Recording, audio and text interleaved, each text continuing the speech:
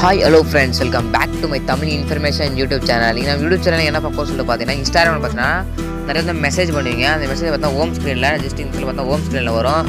நம்ம mobile net on பண்ணாலே போதும். உங்கள் மொபைல் ஸ்க்ரீனில் பார்த்தீங்கன்னா இந்த இடத்துல பார்த்தா ஷோ பண்ணுவாங்க. ஷோ ஆகும். யாராவது மெசேஜ் பண்ணாங்க, யாராவது லைக் பண்ணுங்க அப்படின்ற பார்த்தா நோட்டிஃபிகேஷன் தான் வரும். அந்த நோட்டிஃபிகேஷனில் வரண்ட ப்ரோ எனக்கு நெக்ஸ்ட் மொபைல் நெட் ஆப்பில் போனால் மட்டும்தான் யாராவது மெசேஜ் பண்ணியிருப்பாங்க, யாராவது லைக் பண்ணிக்கிறாங்க காட்டுது. ஆனால் நான் நெட் ஆன் ஹோம் ஸ்க்ரீனில் இந்த மாதிரி ஹோம் ஸ்க்ரீனில் பார்த்தீங்கன்னா யாராவது மெசேஜ் பண்ணிடுறாங்க, யாராவது லைக் பண்ணியிருக்காங்க அப்படின்னு சொல்லி பார்த்தா வர மாட்டேங்குது ப்ரோ.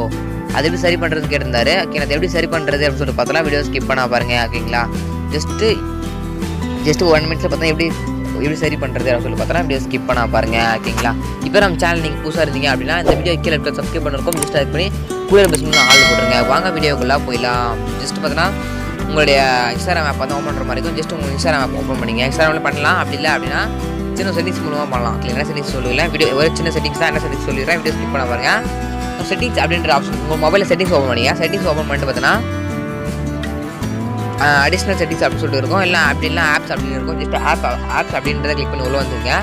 உள்ளே வந்துட்டு ஆப் மேனேஜ்மெண்ட் இருக்கும். ஜஸ்ட் இந்த ஆப் மேனேஜ்மெண்ட் அப்படியே கிளிக் பண்ணி உள்ளே வந்துங்க.